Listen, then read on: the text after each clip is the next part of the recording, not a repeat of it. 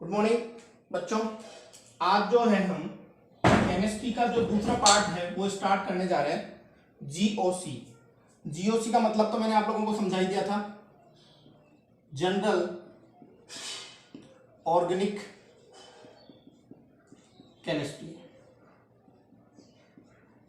General organic chemistry हम इसमें केवल और केवल ऑर्गेनिक केमिस्ट्री पढ़ेंगे। और ऑर्गेनिक केमिस्ट्री जो है अपने आप में बहुत बड़ा पार्ट रखती है, अपना बहुत बड़ा हिस्सा है केमिस्ट्री का, जिसके बिना केमिस्ट्री का जो है केमिस्ट्री का एग्जिस्टेंस जो है पॉसिबल नहीं है। तो सबसे पहले तो हमें ऑर्गेनिक केमिस्ट्री का जो है डेफिनेशन समझनी पड़ेगी कि ऑर्गेनिक केमिस्ट्री की डेफिनेशन क्या होती है। देखो बच्चों, ऑर्गेनिक केमिस्ट्री की डेफिनेशन के बारे में हम पढ़ें। ऑर्गेनिक का मतलब होता है कार्बन, ठीक है। तो केमिस्ट्री की वो ब्रांच जिसमें केवल कार्बन और कार्बन से बने हुए कंपाउंड्स, कार्बन और इसके डेरिवेटिव्स, कार्बन कंपाउंड्स को हम क्या बोल सकते हैं, इट्स डेरिवेटिव्स की स्टडी की जाती है, उस केमिस्ट्री की ब्रांच को हम ऑर्गेनिक केमिस्ट्री कहते हैं, ठीक है। तो ऑर्गेनिक केमिस्ट्री की डेफिनेशन लिख रहा हूं मैं अपने सामने। हम organic chemistry, it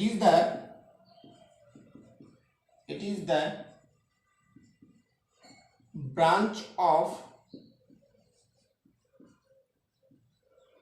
chemistry, it is the branch of chemistry in which we study about carbon and the compound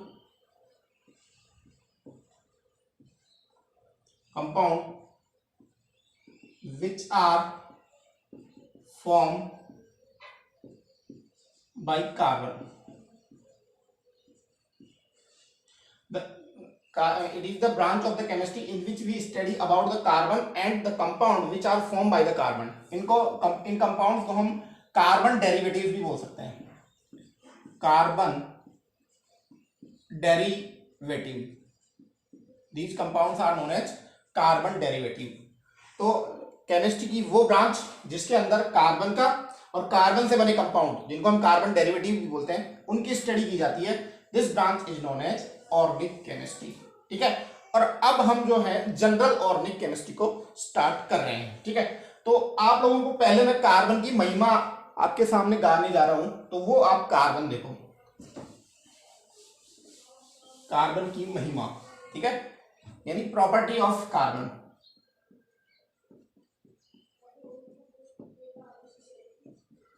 carbon की हम बात करें तो यह ग्रुप 14 का शहंशाह कहलाता है। क्या कहलाता है? इट इज द शहंशाह, मतलब हेड ऑफ द फैमिली। तो ये ग्रुप 14 का हेड ऑफ फैमिली है। तो पहला पॉइंट क्या हो गया? It is the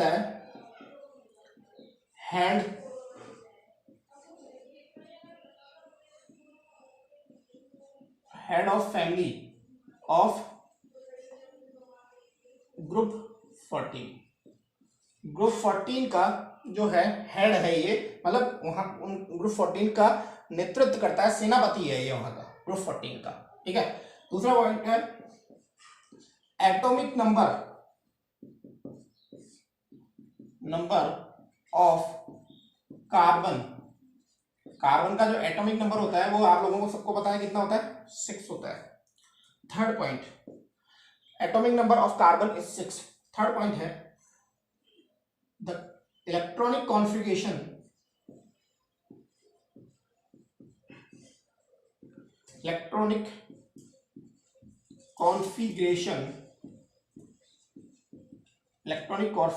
of carbon is 1s2 2s2 and 2p2। 6 electron होते हैं, 2 2 और 2 6, ठीक है। तो ये इलेक्ट्रॉन कितने होते हैं? 4। कार्बन जो है कौन से ग्रुप का एलिमेंट है, कौन से ब्लॉक का एलिमेंट है? पी ब्लॉक का। तो अगला इसका हो गया carbon is a member of P block elements. हमने पीरियोडिक टेबल को एस, पी, डी और एफ 4 भागों में बांट रखा है। उसमें से कार्बन कहाँ का सदस्य है, कहाँ का मेंबर है, पी ब्लॉक का मेंबर है। ठीक है। फिफ्थ, कार्बन का जो नेचर होता है वो नॉन मेटेलिक होता है। हमने पता है कि जो एस ब्लॉक के एलिमेंट और डी ब्लॉक के एलिमेंट तो मेटेलिक होते हैं, थोड़े बहुत एफ ब्लॉक के, जबकि पी ब्लॉक के सभी एलिमेंट कुछ मेटल्स होते हैं कुछ नॉन मेटल्स होते हैं, लेकिन कार्बन का नेचर जो कैसा है, नॉन मेटेलिक। तो the nature of carbon is non metallic, कि कार्बन का नेचर आपसे पूछा जाए कि कार्बन किस तरीके का है, मेटल है या नॉन मेटल है या मेटलॉइड है, तो आप कहोगे नहीं सर ये एक नॉन मेटल जो है नॉन टाइप का एलिमेंट है।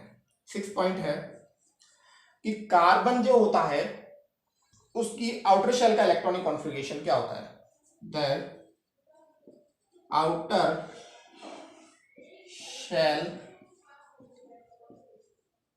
Electronic configuration of carbon is equal to 2s2 2p2। जब मैं आपको GIOC में जब अपन चलेंगे तो वहां पे मैं आपको आउटर शेल में किस प्रकार से इलेक्ट्रॉन हम निकालते हैं वो आप लोगों को मैं समझाऊंगा।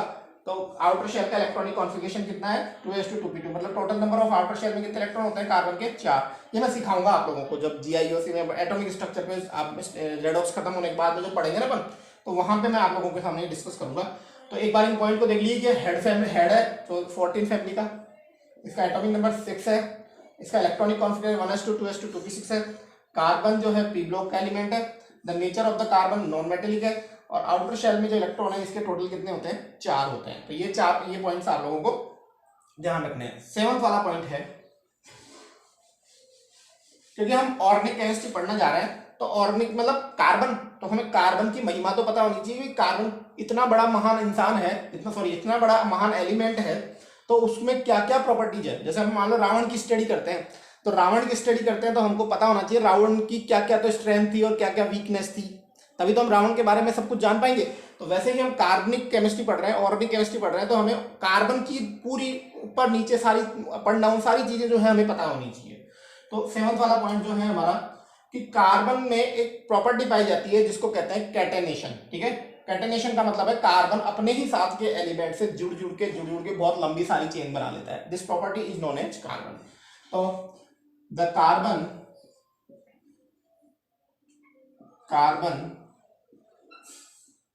Makes long chain, carbon makes long chain with other element of the carbon या other atom of the carbon लिख लो। ठीक है, this property of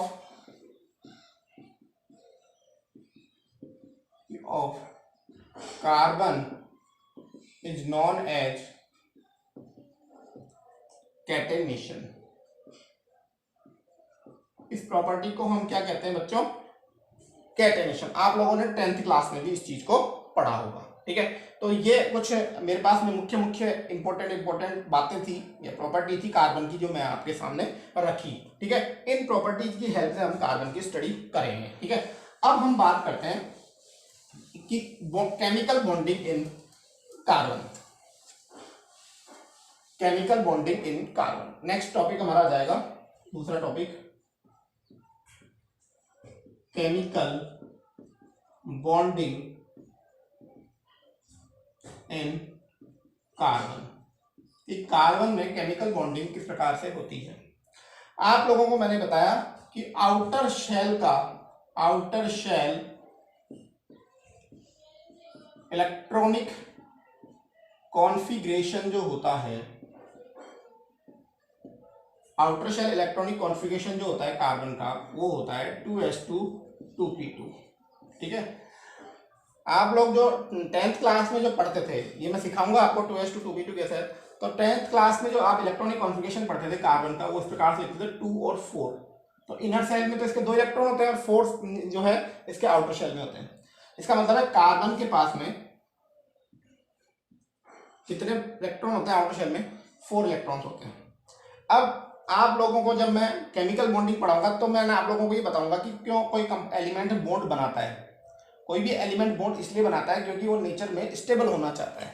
कोई भी एलिमेंट तो स्टेबल कैसे होगा कि वो इलेक्ट्रॉन के दे के या इलेक्ट्रॉन को गेन करके, या तो इलेक्ट्रॉन दे दे या वो इलेक्ट्रॉन ले ले और अपना ऑक्टेट कंप्लीट कर दे। ठीक है, अपना ऑक्टेट कंप्लीट होने से क्या होगा कि उसका स्टेबिलिटी मिल जाएगी। इसे हम कहते हैं ऑक्टेट रूल ऑफ लुईस कॉसेल। मैं वापस रिपीट करता हूँ कि कोई भी हमारे नेचर के अंदर केमिकल रिएक्शंस क्यों होती है। केमिकल रिएक्शन इसलिए होती है ताकि कोई भी एलिमेंट किसी भी प्रकार से किसी भी प्रकार से इलेक्ट्रॉन लेके, इलेक्ट्रॉन दे के, इलेक्ट्रॉन का व्यापार करके, मतलब साझेदारी करके किसी भी प्रकार से अपने आउटर सेल में 8 इलेक्ट्रॉन अचीव कर ले। और ऐसा यदि वो करता है तो उसको स्टेबिलिटी मिलती है। ये वैसे ही है जैसे इंसानों में होता है। हम लोग जो है इस समय पढ़ाई कर रहे हैं और हमारा पढ़ाई करने का कुछ ना कुछ मकसद है ताकि हम लाइफ में स्टेबल हो सके, हमारी लाइफ में स्टेबिलिटी आ सके, हमारी लाइफ में जो है विजन्स हमारे पूरे हो सके, इसलिए हम पढ़ाई कर रहे हैं। तो हम भी क्या कर रहे हैं, इतनी मेहनत इसलिए कर रहे हैं ताकि हमको क्या है कि जल्दी से जल्दी एस्टेब्लिशमेंट मिल जाए, हमारा विजन पूरा हो जाए, हमारे जो एम्स पूरे हो जाए, इसलिए हम पढ़ाई कर रहे हैं। तो हम क्या कर रहे हैं, हम भी स्टेबिलिटी की ओर भग रहे हैं। हम स्टेबिलिटी की ओर भग रहे हैं तो हमारा एलिमेंट भी स्टेबिलिटी की ओर भगता है। ठीक है, अब इसमें कार्बन के पास में क्या है कि 4 इलेक्ट्रॉन या तो ये गेन करे, तो गेन करने पर इसको क्या फायदा है, बहुत बड़ा नुकसान है। इतनी एनर्जी लगेगी, 4 इलेक्ट्रॉन गेन करेगा तो ठीक है। ये 4 इलेक्ट्रॉन दे दे तो भी बहुत बड़ी मुसीबत बात है, क्योंकि न्यूक्लियस है, न्यूक्लियस के पास में पॉजिटिव चार्ज होता है और पॉजिटिव चार्ज की वजह से इलेक्ट्रॉन बाहर जा नहीं सकते। तो क्या करे, तो ये क्या करता है भाई, मैं तो ना तो ले सकता हूं ना दे सकता हूं। मेरा नेचर ऐसा है कि मैं ना तो दे सकता हूं ना ही मैं ले सकता हूं। मैं तो भाई साझेदारी कर सकता हूं, मैं तो केवल पार्टनरशिप ही कर सकता हूं। तो ये क्या करता है कि अपने जो अदर एलिमेंट है उनके साथ में किस प्रकार का कोवलेंट बॉन्ड बनाता है और कोवलेंट बॉन्ड बना के अपनी स्टेबिलिटी फॉर्म करता है। जैसे हम सपोज करो हाइड्रोजन की बात करें तो हाइड्रोजन के साथ में ये आराम से कोवलेंट बॉन्ड बना लेगा। तो आपको पता है हाइड्रोजन का इलेक्ट्रॉनिक कॉन्फ़िगरेशन क्या होता है, 1s1 होता है, मतलब उसके एक ही इलेक्ट्रॉन होता है अंदर बाहर सब जगह ही। तो हाइड्रोजन एटम के साथ में आएगा तो ये देखो हाइड्रोजन के साथ में यहाँ बॉन्ड बना दिया, यहाँ पे ये हाइड्रोजन के साथ में यहाँ बॉन्ड बना लिया, हाइड्रोजन के साथ में यहाँ बॉन्ड बना लिया और हाइड्रोजन के साथ में यहाँ बॉन्ड बना लिया। ठीक है, तो आप लोग देखोगे तो यहाँ कोवलेंट बॉन्ड बन गया, यहाँ पे देखो ये कोवलेंट बॉन्ड बन गया, यहाँ पे ये कोवलेंट बॉन्ड बन गया और यहाँ ये कोवलेंट बॉन्ड बन गया। कोवलेंट बॉन्ड का ये नेचर होता है कि जब कोवलेंसी हो जाती है, मतलब पार्टनरशिप हो जाती है, तो अब वो जो पार्टनरशिप में 2 इलेक्ट्रॉन कनेक्ट होते हैं, 2 इलेक्ट्रॉन जुड़ते हैं, तो उन दोनों इलेक्ट्रॉनों पे दोनों एलिमेंट का बराबर का हिस्सा होता है। ठीक, जैसे सपोज करो अब हम कार्बन के टोटल इलेक्ट्रॉन्स गिने तो ये दोनों इलेक्ट्रॉन कार्बन के पास में भी है, ये दोनों इलेक्ट्रॉन हाइड्रोजन के पास में भी है, ये दोनों इलेक्ट्रॉन कार्बन के पास में भी है, ये दोनों इलेक्ट्रॉन हाइड्रोजन के पास में भी है, ये दोनों इलेक्ट्रॉन कार्बन के पास में भी है। ये होता है पार्टनरशिप का। पार्टनरशिप का मतलब है सपोज करो मैं और मेरे बेटे ने एक जो है बिजनेस स्टार्ट किया। मेरे बेटे ने 100 रुपीज जो है अपने बिजनेस में लगाए और मैंने भी 100 रुपीज बिजनेस में लगाए। अब बिजनेस में लगाने के बाद में अब जो अमाउंट है 200 का, वो 200 का अमाउंट जो है ऐसा नहीं है वो मेरा ही हो, उसी 200 अमाउंट पे मेरे बेटे का भी उतना ही हिस्सा है, उतना ही 200 पे मेरा भी हिस्सा है। ये होता है पार्टनरशिप का रूल। तो यहाँ पे भी क्या है कि ये जो 2 इलेक्ट्रॉन है इन पे कार्बन और हाइड्रोजन का, अब देखो इससे इस पार्टनरशिप से फायदा क्या हुआ, पार्टनरशिप से सभी को फायदा होता है, बिजनेस में ज्यादा प्रॉफिट होता है, दोनों अपनी अपनी एनर्जी लगाते हैं, नए नए रोज नए कंसेप्ट लाते हैं ताकि बिजनेस में बहुत ज्यादा इंप्रूवमेंट हो। तो इसको इन एलिमेंट से क्या फायदा हुआ, इसको एलिमेंट से ये फायदा हुआ कि देखो कार्बन के पास में total electron in carbon, total electron in carbon atom, carbon atom के पास में टोटल इलेक्ट्रॉन कितने हैं, 8 इलेक्ट्रॉन है। Total electron in carbon is 8 electron. ठीक है, तो इनका ऑक्टेट कंप्लीट हो गया, ऑक्टेट। दूसरी बात हम करें कि हाइड्रोजन के पास में पहले कितने इलेक्ट्रॉन थे, टोटल 6, 1s2 2s2 2p6, और अब इसके पास में कितने इलेक्ट्रॉन हो गए, 10। ठीक है, आउटर शेल में 8 इलेक्ट्रॉन है। Total electron in carbon in outer shell,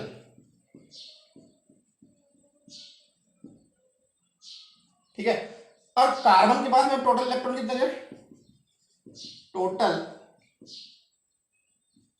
electron in carbon atom, total electron in carbon atom, 6 तो पहले थे ही और 4 ही जुड़ गए, तो कितने इलेक्ट्रॉन हो गए? 10 इलेक्ट्रॉन्स हो गए। तो आउटर शेल में तो 8 इलेक्ट्रॉन हो गए और टोटल कार्बन के पास में 10 इलेक्ट्रॉन हो गए। आप लोगों को पता है कि नियोन का इलेक्ट्रॉनिक कॉन्फ़िगरेशन कितना, नियोन के एटॉमिक नंबर कितना होता है? 10। तो इसमें कितने इलेक्ट्रॉन होते हैं? 10। और नियोन आपको पता है इनर्ट गैस है। जो 18 ग्रुप के एलिमेंट्स होते हैं वो सभी के सभी कैसे होते हैं? इनर्ट होते हैं नेचर में। कैसे होते हैं? इनर्ट होते हैं। तो बाय दिस क्या हुआ कि कार्बन ने अपना इलेक्ट्रॉनिक कॉन्फ़िगरेशन किसके बराबर इक्वल गेन कर लिया? कार्बन ने अपना इलेक्ट्रॉनिक कॉन्फ़िगरेशन जो है नियोन के बराबर गेन कर लिया by the covalency partnership, by the covalent bond the carbon gain the electronic configuration equal to the neon. और नियोन आपको पता है इनर्ट गैस है, स्टेबल है, नॉन रिएक्टिव है, रिएक्शन करती नहीं है। तो जब पार्टनरशिप हुई तो कार्बन का इलेक्ट्रॉनिक कॉन्फ़िगरेशन किसके बराबर हो गया? नियोन के बराबर हो गया और the carbon become stable in nature. ठीक है, तो ये आप लोगों को समझ में आ गया होगा। तो इस चीज से हम क्या मुद्दा निकलता है, इस केमिकल बॉन्डिंग से क्या निष्कर्ष निकल सकता है कि कार्बन केवल और केवल 4 बॉन्ड बना सकता है, ना तो वो 4 से कम बॉन्ड बनाएगा, ना ही वो 4 से ज्यादा बॉन्ड बनाएगा। That's clear. रिपीट करता हूं एक बार, by the chemical bonding of the carbon we conclude या वी डिसाइड दैट कि carbon makes only 4 bonds, neither less than 4 or more than 4। ठीक है, तो वी कैन से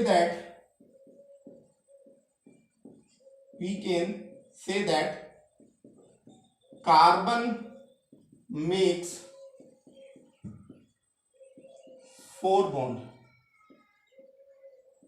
carbon makes 4 bond.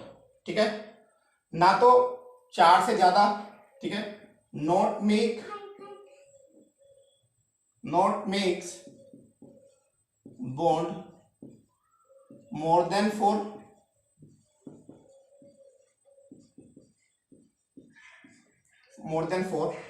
and not makes bond less than 4।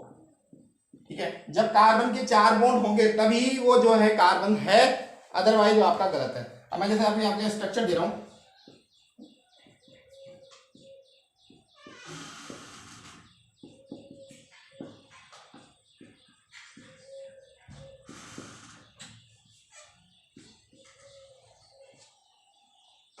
इनमें से देखते हैं कौन सी स्ट्रक्चर कार्बन की सही है। ये स्ट्रक्चर कार्बन की सही है क्योंकि कार्बन के पास में 1 2 3 4 बॉन्ड्स है, बिल्कुल सही है। यहाँ पे देखो 1 2 3 4 बॉन्ड्स है, मतलब ये भी कार्बन की स्ट्रक्चर सही है। यहाँ देखो 1 2 3 4 बॉन्ड है, इसका मतलब ये भी स्ट्रक्चर सही है। 1 2 3, इसका मतलब ये स्ट्रक्चर गलत है। 1 और 2, इसका मतलब ये गलत है। यहाँ कितने हैं? 3, इसका मतलब ये गलत है। तो आपको समझ में आ गया होगा केमिकल बॉन्डिंग से कि कार्बन कितने बॉन्ड बना सकता है। ठीक है, नेक्स्ट जो हम डिस्कस करने जा रहे हैं वो डिस्कस करने जा रहे हैं कि जो है हम आगे डिस्कस करने जा रहे हैं हाइड्रोकार्बन। क्या स्टार्ट करने जाते हैं? Hydrocarbon.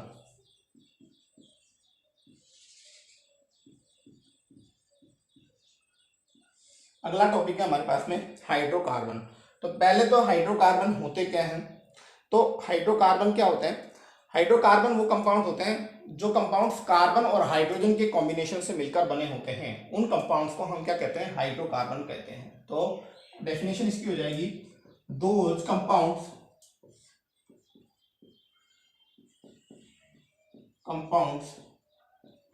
which are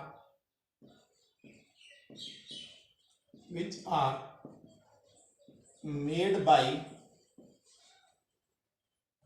only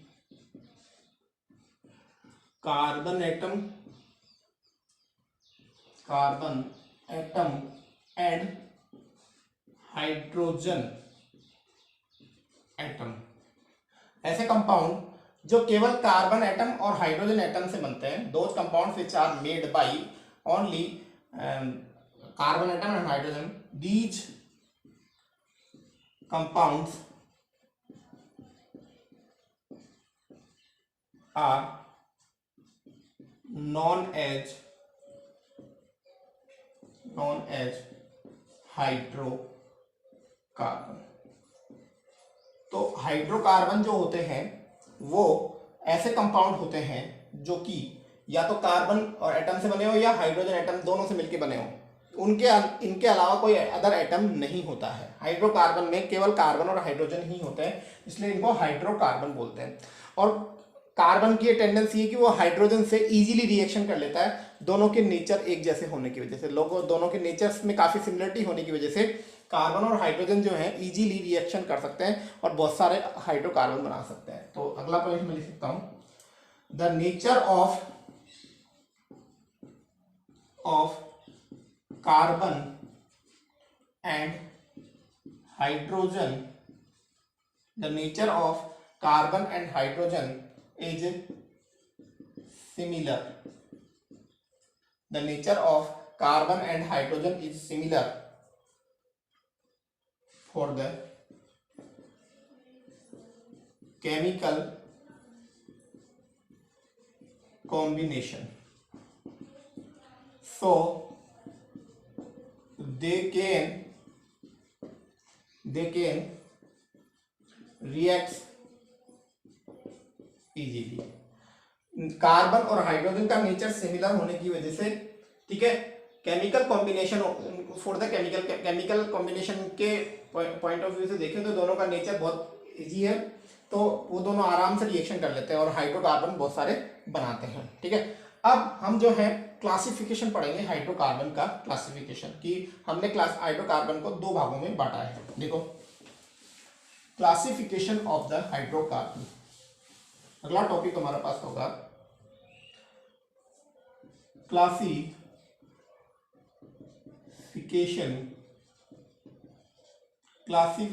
of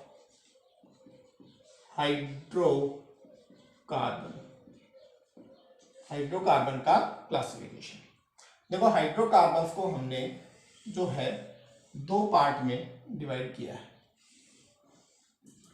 ठीक है, एक हमारे होते हैं सैचुरेटेड हाइड्रोकार्बन,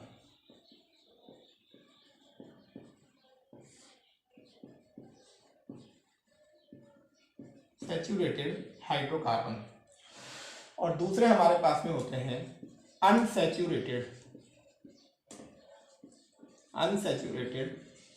हाइड्रोकार्बन। हमारे पास में दो प्रकार के हाइड्रोकार्बन होते हैं, एक हमारे पास में होता है सैचुरेटेड हाइड्रोकार्बन और दूसरा हमारे पास में होता है अनसैचुरेटेड हाइड्रोकार्बन। ठीक है, तो सैचुरेटेड हाइड्रोकार्बन्स कहाँ होते हैं? सैचुरेटेड हाइड्रोकार्बन्स वो हाइड्रोकार्बन्स होते हैं जिनमें कार्बन और कार्बन के बीच में केवल सिंगल बॉन्ड प्रेजेंट हो। ऐसे हाइड्रोकार्बन जिसमें कार्बन और कार्बन के बीच में केवल सिंगल बॉन्ड प्रेजेंट हो, उन प्रकार के हाइड्रोकार्बन्स को हम जो हैं क्या कहते हैं? सैचुरेटेड हाइड्रोकार्बन्स कहते हैं। और सैचुरेटेड हाइड्रोकार्बन्स जो होते हैं ये नेचर में बहुत कम रिएक्टिव होते हैं। ठीक है, तो इसका हम डेफिनेशन लिखेंगे, those hydrocarbon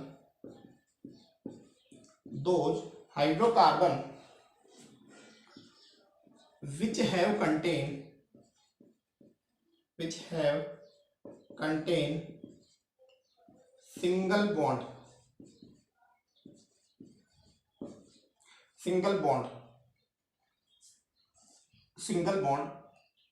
in between carbon and carbon atom, कि जब कार्बन और कार्बन एटम के बीच में केवल सिंगल बॉन्ड प्रेजेंट हो तो उस प्रकार के हाइड्रोकार्बन को हम क्या कहते हैं? सैचुरेटेड हाइड्रोकार्बन कहते हैं। क्या कहेंगे? Saturated carbon. ठीक है, कि जैसे एग्जांपल सभी आ जाएंगे हमारे पास में, CH3CH4 हमारे पास में किसका फॉर्मूला होता है? ये मेथेन का। This is the methane. ठीक है, अभी इनका फॉर्मूला ड्रा करना सिखाऊंगा मैं आपको, इसको बोलते हैं एथेन। ठीक है, तो ये मेथेन और एथेन इसके एग्जांपल हैं सैचुरेटेड हाइड्रोकार्बन को। तो हम वन बाय वन अभी सैचुरेटेड हाइड्रोकार्बन चालू करेंगे। ठीक है, या फिर एथेन मेथेन लिखकर इनके एक ही जगह लिख लीजिए कि सैचुरेटेड हाइड्रोकार्बन में हमारे पास में एग्जाम्पल्स किसके आते हैं? एग्जाम्पल जो है सभी जो है एल्केन जो होती है, alkane are the examples of saturated hydrocarbon. ठीक है, इसके बाद में हम लोग बात करते हैं इसकी अनसैचुरेटेड हाइड्रोकार्बन की। अनसैचुरेटेड हाइड्रोकार्बन क्या होती है? अनसैचुरेटेड हाइड्रोकार्बन क्या होते हैं? Those hydrocarbon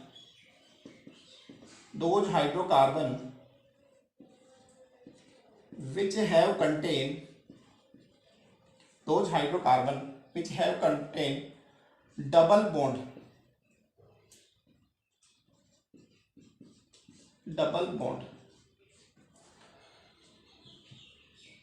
in between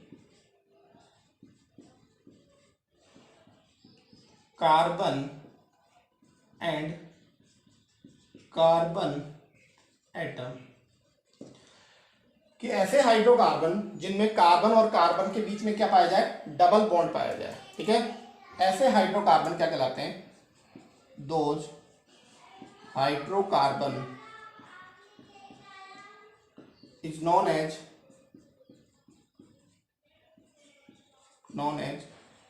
unsaturated, double bond भी बोल सकते हैं, double bond and triple bond, double bond and triple bond are known as unsaturated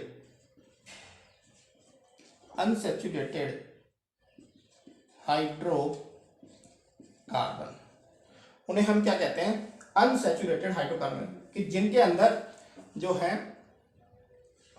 carbon और कार्बन के बीच में या तो डबल बॉन्ड पाया जाए या कार्बन और कार्बन के बीच में ट्रिपल बॉन्ड पाया जाए। तो ऐसे हाइड्रोकार्बन को हम क्या कहते हैं? अनसैचुरेटेड। इनका एग्जाम्पल्स हमारे पास में हो जाएंगे, एग्जाम्पल यहां लिख देता हूं मैं। एक तो हमारे एग्जाम्पल इसके हो जाएंगे एल्कीन, और दूसरे एग्जाम्पल हमारे पास में जो हो जाएंगे वो हो जाएंगे एल्काइन, और तीसरे हो जाएंगे एरोमेटिक कंपाउंड।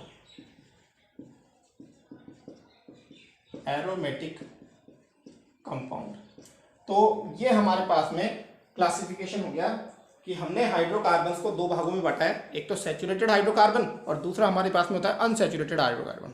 सैचुरेटेड हाइड्रोकार्बन वो हाइड्रोकार्बन होते हैं जिनमें कार्बन और कार्बन के बीच में केवल सिंगल बॉन्ड पाया जाता है, उनको हम जो है सैचुरेटेड हाइड्रोकार्बन कहते हैं। सैचुरेटेड हाइड्रोकार्बन का एग्जाम्पल हमारे पास में एल्केन है। अभी क्या होता है एल्केन, वो हम लोग आगे डिस्कस करेंगे।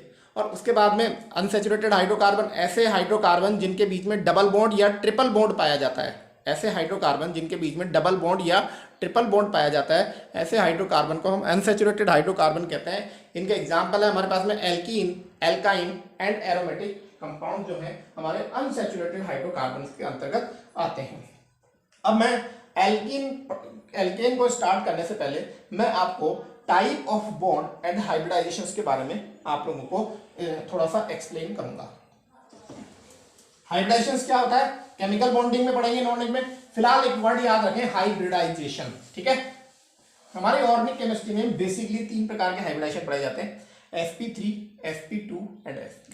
ठीक है, तो अगला हमारा जो टॉपिक होगा वो होगा type of bond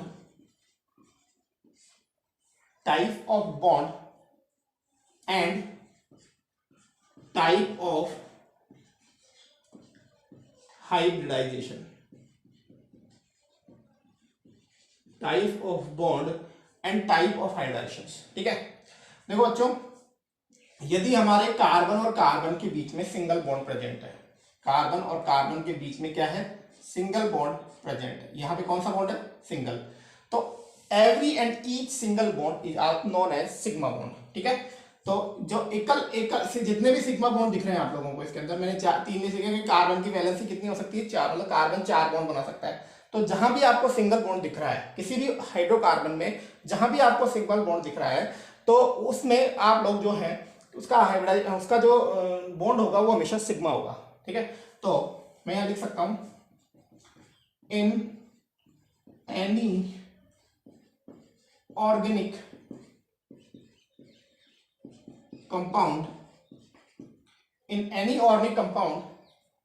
the single bond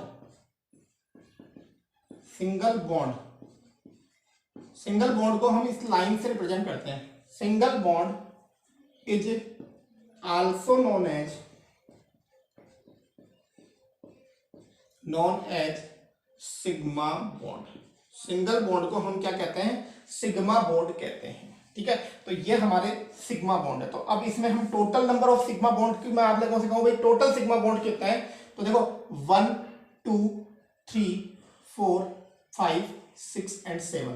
तो टोटल आप लोगों को 7 सिग्मा बॉन्ड्स आप लोगों को इसके अंदर दिख रहे होंगे कि इसमें टोटल सिग्मा बॉन्ड कितने होंगे, जितनी भी सिंगल लाइंस जो दिख रही होंगी आप लोगों को, सिंगल लाइंस जो आप लोगों को दिख रही होंगी, सभी की सभी सिंगल लाइंस जो होंगी आप लोगों की सिग्मा बॉन्ड होंगी।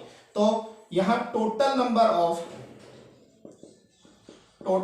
ऑफ सिग्मा बॉन्ड्स आर 7 दिख रहा होगा। तो कहीं भी ऑर्बिट कंपाउंड में यदि आपको सिंगल लाइन, यदि को दो एलिमेंट जब सिंगल लाइन से जुड़ रहे हैं, जब दो एलिमेंट, ठीक है, तो यहां मैं लिख देता हूं when 2 atom are connected, 2 atoms are connected by single line, then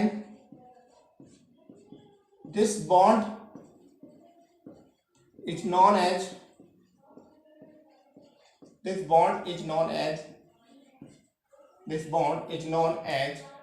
single bond और सिग्मा बॉन्ड। ठीक है, तो ये चीज आप लोगों को मैंने सिग्मा बॉन्ड के बारे में बताया कि जब भी दो एटम सिंगल लाइन से जुड़े होंगे तो उसे हम क्या कहेंगे, सिग्मा बॉन्ड कहेंगे। और सिग्मा का जो साइन होता है वो इस प्रकार से होता है, this is known as sigma. इसको हम क्या कहते हैं, सिग्मा बॉन्ड कहते हैं। ठीक है, नेक्स्ट आगे हम चलते हैं। ये जनरल ऑर्गेनिक केमिस्ट्री चल रही है, अभी डीप में नहीं पहुंचे अपन, बहुत सुपरफिशियली पढ़ रहे हैं। तो हर एक बच्चा जो है इसमें आप पार्टिसिपेट कर सकता है, अपना कॉम्बिनेशन दे सकता है कि भाई हम कैसे हैं। ठीक है, नेक्स्ट, अच्छा हाइब्रिडाइजेशन में बाद में बताऊंगा, पहले आप लोगों को बॉन्ड बताता हूँ। नेक्स्ट है हमारा पाई बॉन्ड्स, डबल बॉन्ड या डबल बॉन्ड लिख लीजिए। ठीक है, तो डबल बॉन्ड में हम क्या कहेंगे कि जब दो एलिमेंट जो है डबल लाइन से जुड़े हुए हों तो उसे हम डबल बॉन्ड, या उन बॉन्ड में से एक जो डबल बॉन्ड होंगे उन्हें हम डबल बॉन्ड कहेंगे, जो डबल लाइन होंगे उनको क्या कहेंगे, डबल बॉन्ड। तो हम ये लिख सकते हैं व्हेन 2 एलिमेंट्स या एटम लिख देते हैं यहाँ पे, atom are connected to each other by double line,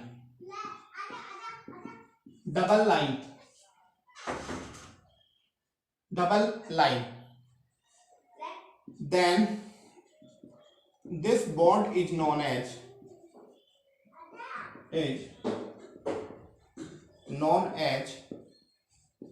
double bond. इस बॉन्ड को हम क्या कहते हैं, डबल बॉन्ड। जैसे देखो कार्बन कार्बन डबल बॉन्ड, इस प्रकार से। ठीक है, तो जब डबल बॉन्ड से कार्बन जुड़ेगा तो उन डबल बॉन्ड में से एक बॉन्ड तो सिग्मा होगा और उसके बाद में दूसरा बॉन्ड जो बनेगा वो बॉन्ड आपका पाई होगा। बात समझ में आ रही होगी आप लोगों को कि जब कार्बन और कार्बन के बीच में डबल बॉन्ड बनेगा तो डबल बॉन्ड में से उनमें से हमेशा एक सिग्मा होगा और एक हमेशा पाई होगा। तो in double bonded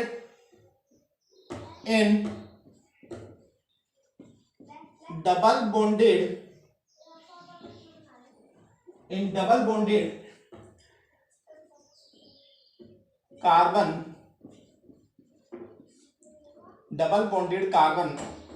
one bond is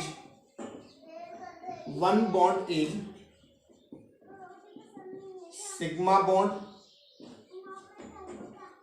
ठीक है, and another bond is pi bond. एक बॉन्ड सिग्मा होगा तो दूसरा बॉन्ड कैसा होगा, उसके अंदर हमारा पाई बॉन्ड होगा। One is the sigma and another is the pi. तो अब यदि मैं मान लो आप लोगों से कहूं कि इस कंपाउंड के अंदर टोटल सिग्मा कितने हैं, तो देखो इधर टोटल सिग्मा बॉन्ड्स बराबर तो कितने हैं, देखो 1 2 3 4 और एक ये 5, तो टोटल सिग्मा कितने हो गए इसके अंदर 5। और टोटल नंबर ऑफ पाई पूछे आपसे, total number of pi bonds, तो total number of pi bonds आपका 1 हो गया। ठीक है, और कुछ एग्जांपल्स तो आप लोगों को समझ में आ गया होगा, तो ये क्लियर बता दो हमको।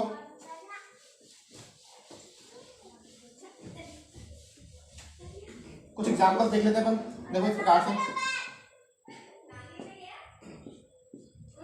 ठीक है,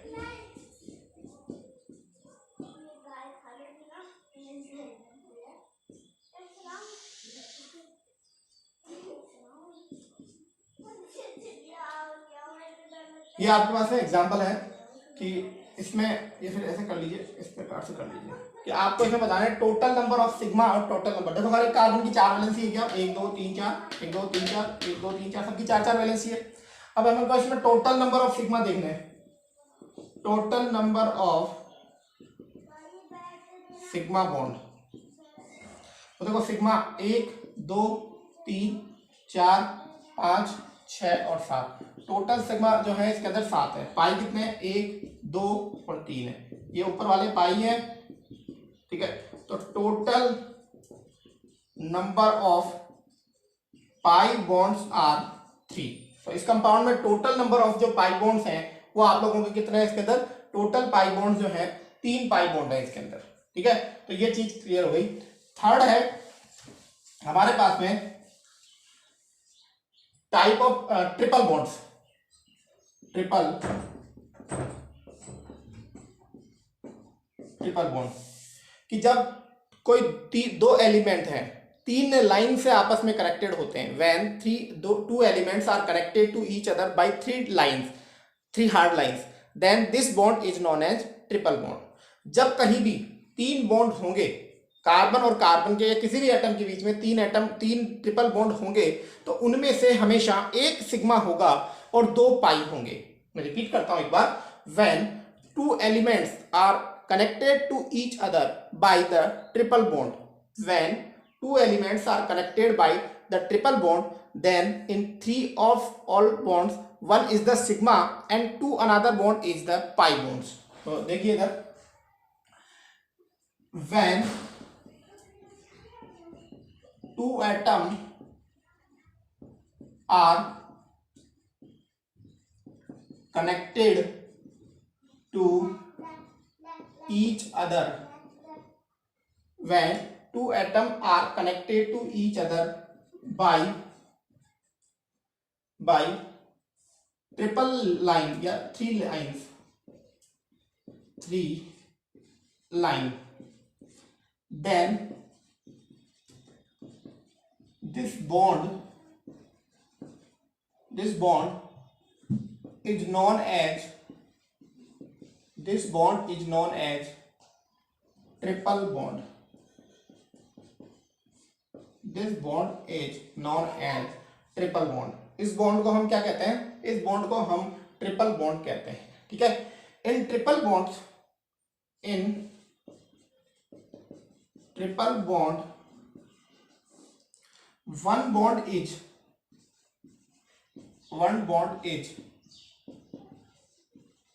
sigma bond and other two bond is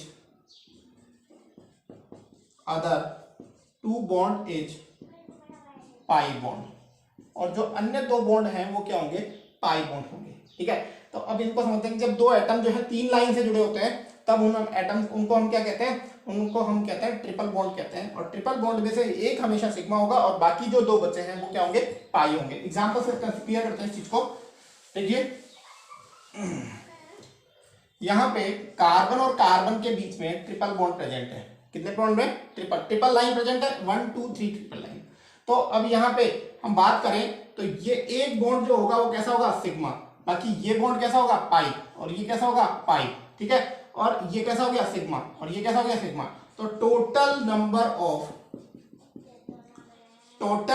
of sigma bonds कितने हो गए इसके अंदर, total number of sigma bonds are 3 and total number of pi bonds equal to किसमें होगा इसके अंदर, total number of pi bonds are 2। Total pi bond जो है इसके अंदर 2 हमारे हो गए हैं।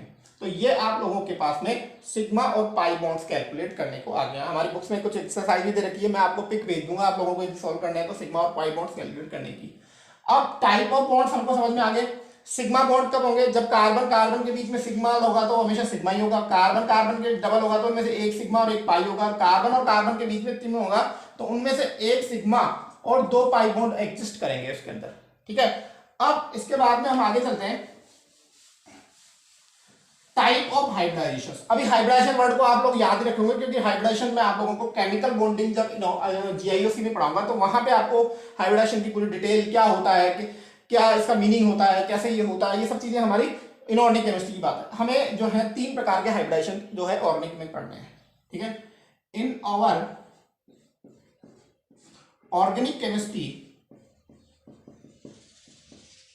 इन our organic chemistry there is 3 type of hybridization। 3 type of hybridization। हमारी ऑर्गेनिक केमिस्ट्री में जो हाइब्रिडाइजेशन होते हैं 3 प्रकार के होते हैं। एक होता है sp3, क्या होता है बस ध्यान मत रखो आप इसको, मैं जो पढ़ा रहा हूं उसको पढ़ो, sp3 एंड s3, ठीक है। अब हम किसी भी जो है कंपाउंड्स को देखकर हम जो है उसका हाइब्रिडाइजेशन बता सकते हैं ऑर्गेनिक केमिस्ट्री में, ठीक है। तो हाउ वी कैन, अगला टॉपिक रहेगा how we can calculate the hybridisation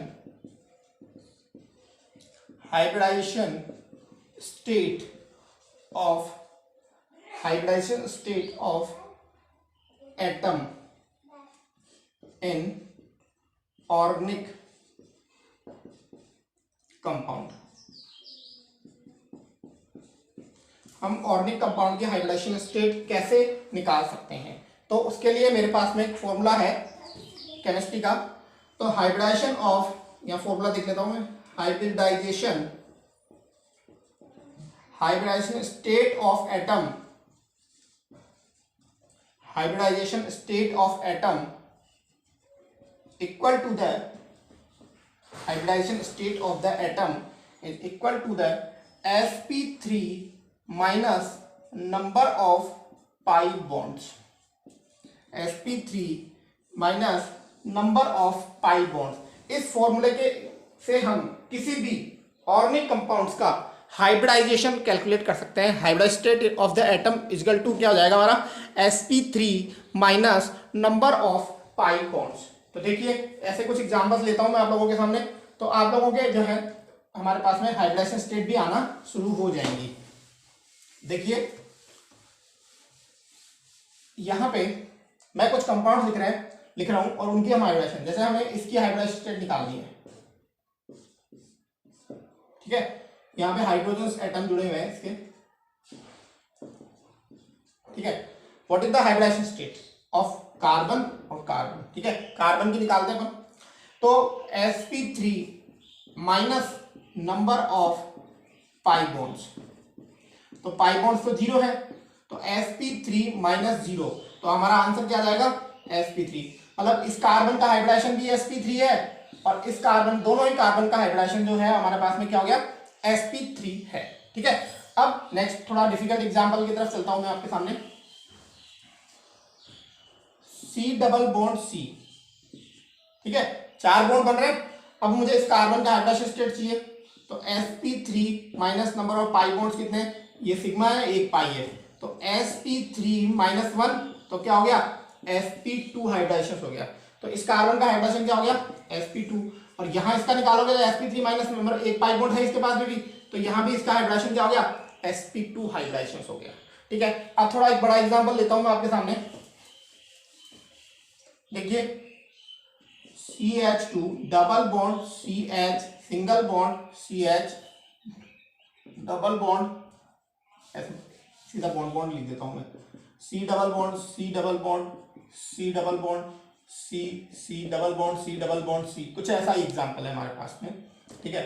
यहाँ पे आप बॉन्ड लगा दीजिए, यहाँ पे 2 और 1 3, यहाँ 1 लगा दीजिए, यहाँ 1 लगा दीजिए, मतलब टोटल जो वैलेंसी है हमारी वो कार्बन की कितनी होनी चाहिए, 4 होनी चाहिए। देख लीजिए कहीं कम तो नहीं है, ठीक है। अब हम इस कार्बन का हाइब्रिडेशन निकालते हैं, तो sp3 माइनस 1 पाई है, तो इसका क्या हो गया sp2। यहाँ पे देखिए 1 पाई, ये सिग्मा पाई और पाई, इस कार्बन के पास में 2 पाई है, तो 2 पाई होने के साथ हमारे पास फॉर्मूला क्या है, sp3 माइनस नंबर ऑफ पाई कितने हैं 2, तो हाइब्रिडेशन क्या हो गया sp। तो इस कार्बन का हाइब्रिडेशन हमारे पास में क्या आएगा, sp हाइब्रिडेशन आएगा।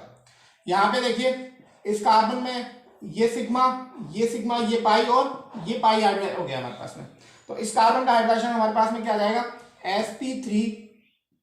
sp3 माइनस 2 पाई है, इसके पास में 1 पाई ये है और 1 पाई ये है, भाई इस कार्बन के पास में 2 पाई बॉन्ड है, तो इसका हाइब्रिडेशन हमारे पास में क्या जाएगा sp इसका हमारे पास में हाइब्रिडाइजेशन आ जाएगा, ठीक है। इस कार्बन की बात करो तो यहाँ 1 ही पाई है इसके पास में, तो इसका sp2 आ जाएगा। इसके पास में 1 भी पाई नहीं है तो sp3 आ जाएगा। इसके पास में 1 पाई है तो sp2, इसके पास 2 पाई है तो इसका हो जाएगा sp, इसके पास 1 ही पाई है तो इसका हो जाएगा sp2। तो आप लोग हाइब्रिडाइजेशन स्टेट निकालना भी आप लोग सीख गए होंगे, ऐसा मैं सोच के चलता हूं। तो ये हमारे पास में जो है हाइब्रिडाइजेशन के कुछ हमारे पास में एग्जांपल्स मैंने आप लोगों को दिया है, तो आप इससे मैं कुछ एक्सरसाइज भेज दूंगा आप लोगों के पास में, आप करना चाहो तो कर सकते हो कि हाइब्रिडेशन स्टेट हम किस प्रकार से किसी एलिमेंट की निकाल सकते हैं। साथ ही मैं ये भी भेज सकता हूँ कि आप किसी कंपाउंड के अंदर नंबर ऑफ सिग्मा बॉन्ड्स कितने हैं, नंबर ऑफ पाई बॉन्ड्स कितने हैं, ये भी आप लोग जो है उसमें अंदर देख सकते हो। नेक्स्ट जो हम टॉपिक लेके आ रहे हैं वो है हमारे पास में एल्केन, ठीक है। देखो एल्केन जो होते हैं, आप लोगों को मैंने अभी डेफिनेशन जो की थी कि एल्केन क्या होता है, एल्केन जो होते हैं सबसे पहले सैचुरेटेड हाइड्रोकार्बन होते हैं। तो सबसे पहला पॉइंट लिख रहा हूं एल्केन के बारे में, alkane are saturated hydrocarbon.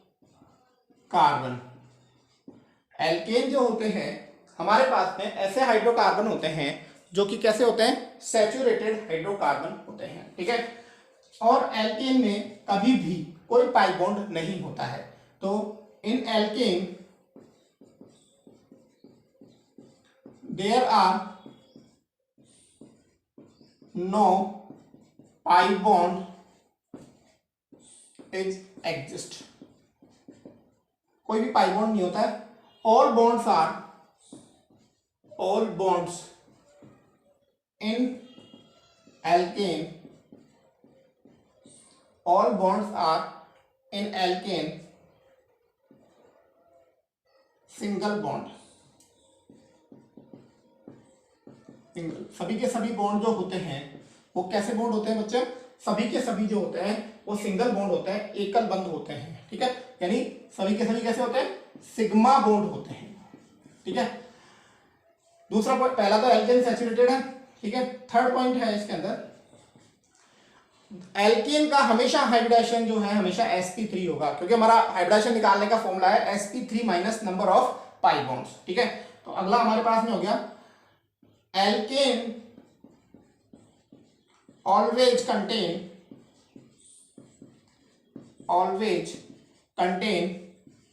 sp3 hybridization. Alkane का हाइब्रिडाइजेशन जो है हमेशा जो है sp3 ही होगा, ठीक है। नेक्स्ट अगला पॉइंट, एल्केन होते तो हाइड्रोकार्बन है, सैचुरेटेड हाइड्रोकार्बन है, मैंने पहले लिखा दिया। तो एल्केन जो होते हैं उनमें रिएक्टिविटी जो है, केमिकल रिएक्शन करने के प्रति जो रिएक्टिविटी होती है वो बहुत कम होती है। तो मैं अगला देता हूं, the reactivity towards the chemical reaction, the reactivity towards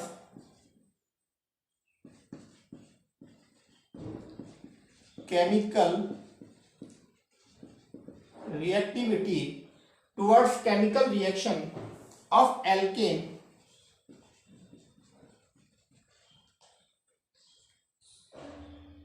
are very less, मतलब बहुत ही कम रिएक्टिव होते हैं, बहुत ज़्यादा टेम्परेचर देना पड़ता है, बहुत हाई प्रेशर रखना पड़ता है, तब जाके कोई रिएक्शन करती है। ठीक है,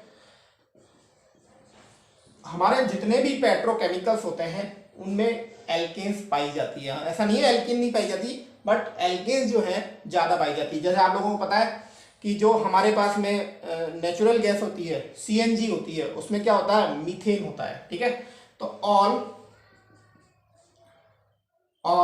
petrochemical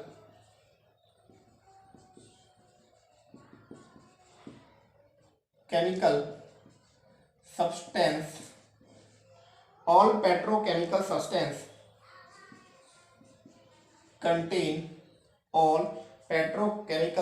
contain alkane as the component।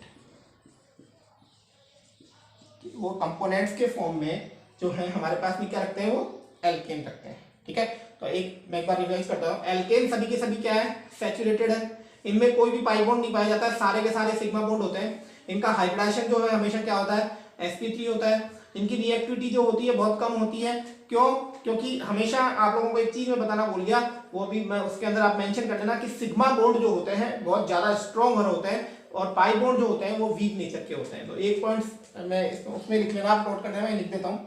अगला पॉइंट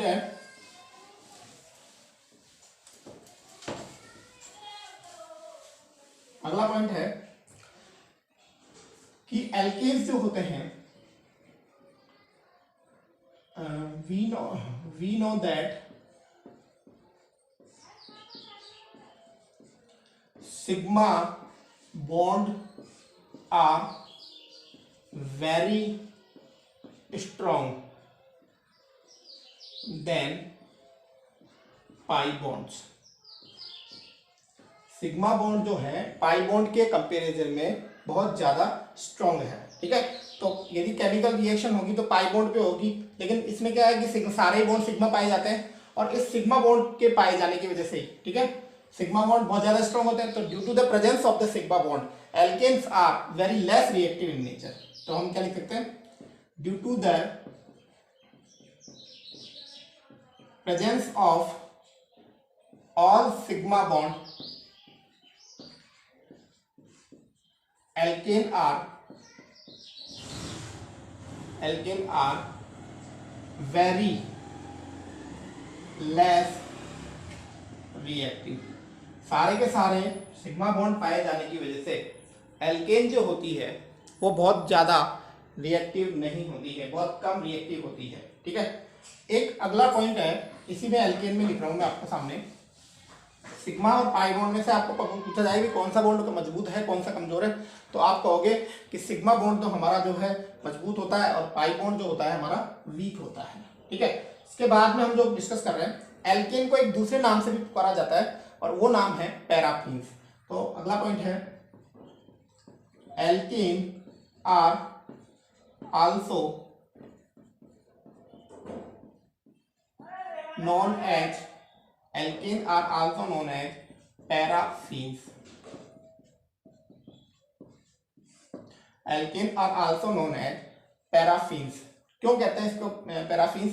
कई बार एग्जाम में क्वेश्चन पूछा जा सकता है कि why alkane are also known as paraffins. तो इसका आंसर हम देंगे because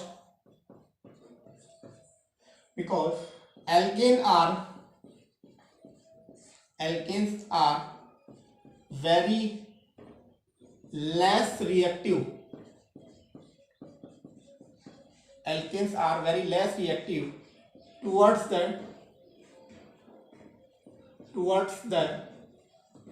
alkane are very less reactive towards the acid and base। जब इनके ऊपर एसिड डालते हैं तो भी कोई फर्क नहीं पड़ता और जब इनके ऊपर बेस डालते हैं तो भी कोई फर्क नहीं पड़ता। तो alkane are also known as paraffins because alkanes are very less reactive towards the acid and base. So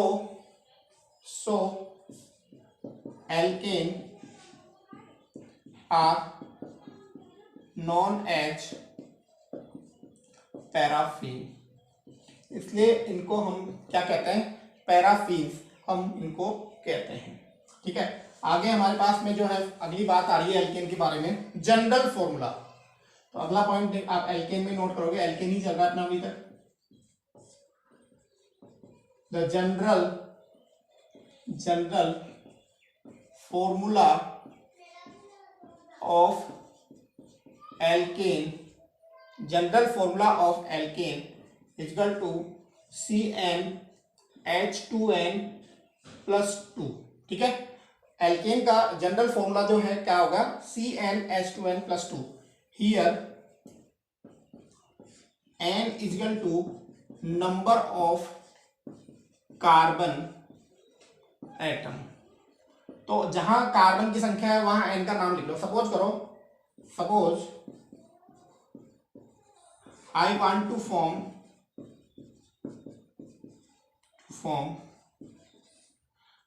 153 carbon के एल्केन बनाने हैं।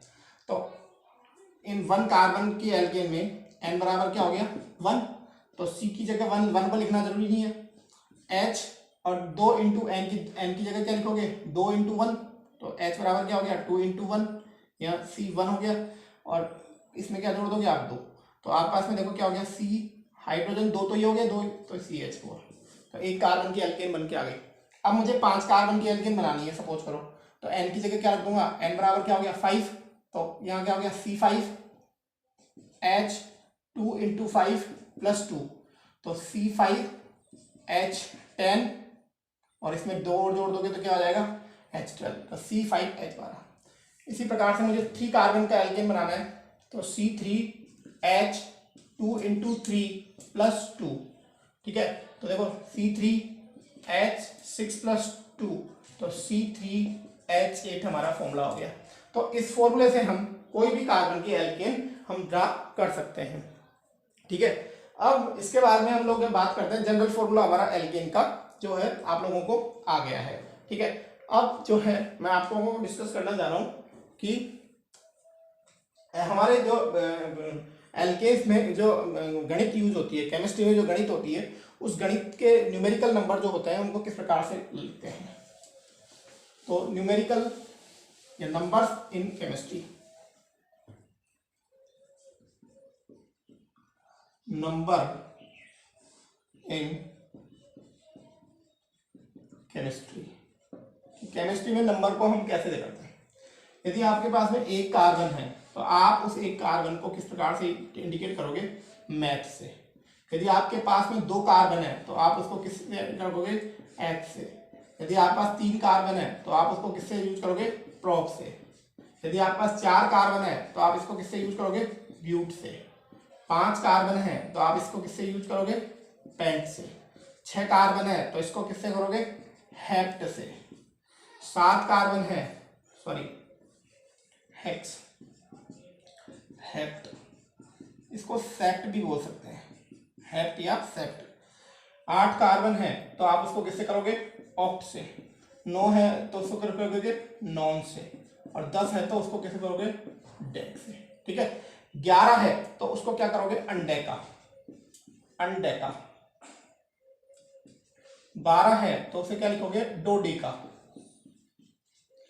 13 है तो उसको क्या लिखोगे, ट्राइडेका। 14 है तो उसको लिखोगे क्वाड्रेका। 15 है तो उसको क्या लिखोगे, पेंटडेका। इसी प्रकार से 16 है तो हेक्सडेका, यहां लिख देता हूं मैं। 16 है तो हेक्सडेका। 17 है तो हेप्टडेका। 18 है तो ऑक्टडेका। 9 है तो नोडेका, और 10 है तो डोडेका। तो इस प्रकार से जो है आप लोगों के पास में जो है मैथमेटिक्स आप लोगों के पास में क्लियर कर सकते हो। अब हम जो है कल का जो वीडियो हम कंसीडर करेंगे उसमें हम एल्केन के स्ट्रक्चर्स पढ़ेंगे। ठीक है, अब एल्केन कैसे तो हम ड्रा करते हैं, कल की जो स्टडी रहेगी, मतलब जब नेक्स्ट वीडियो परसों के दिन होगा चालू, तो आप लोगों के बाद में हम पढ़ेंगे स्ट्रक्चर ऑफ एल्केन का वीडियो हम जो है बाद में देखेंगे। आप लोग जो है जीओसी की अलग से कॉपी बना ली होगी आप लोगों ने, मैंने आप लोगों को कहा था कि जीओसी की कॉपी आप अलग से बनाएं। दूसरी बात है, जो बच्चे अभी अपने ग्रुप से नहीं जुड़े हैं उन्हें आप एक बार जीओसी का मैटर उनके पास भेजो, क्योंकि हो सकता है वो मोल कंसेप्ट में और रेडॉक्स में थोड़े डर गए होंगे, थोड़ा सा फिजिकल केमिस्ट्री थोड़ी सी टफ पड़ती है, ऑर्गेनिक केमिस्ट्री और जीआईओसी थोड़ी इजी पड़ती है, लेकिन वो टीचर ही क्या जो सरल चीज़ पहले पढ़ा दे। टीचर वो होता है जो हार्ड चीज़ सबसे पहले पढ़ाए। बच्चों को हमेशा वो चीज़ बतानी चाहिए जो हकीकत है। मैं हमेशा फिजिकल केमिस्ट्री इसलिए शुरू में स्टार्ट करता हूँ, आप 12th में भी आप देखिए मेरे पास में सॉल्यूशन सॉलिड फिजिकल केमिस्ट्री ही मैं पहले पढ़ाता हूँ, ठीक है, क्योंकि देखो फिजिकल केमिस्ट्री में तो तुम बच जाओगे लेकिन फिजिक्स में कैसे बचोगे, इसलिए मैं पहले फिजिकल केमिस्ट्री की ट्रेनिंग देता हूँ बच्चों को हमेशा, ताकि फिजिकल केमिस्ट्री में वो लोग पिछड़े नहीं, ठीक है। और यदि बच्चे फिजिकल केमिस्ट्री में संभल गए तो आप ये मान के चलो सब कुछ वो संभल गए, ठीक है। मन से पढ़ें, दिल से पढ़ें, नोट्स बनाएं सभी के, वीडियो को 2 बार 3 बार वॉच करने में कहीं कोई प्रॉब्लम नहीं है, नहीं समझ में आया तो आप 2-3 बार देखो, मुझे कॉल करो, आप ग्रुप में डालो, यूट्यूब पे मुझे लिखो, कुछ भी लिखो, लेकिन आप लोग जो है प्रॉब्लम सॉल्व करते। धन्यवाद, जय हिंद, जय भारत।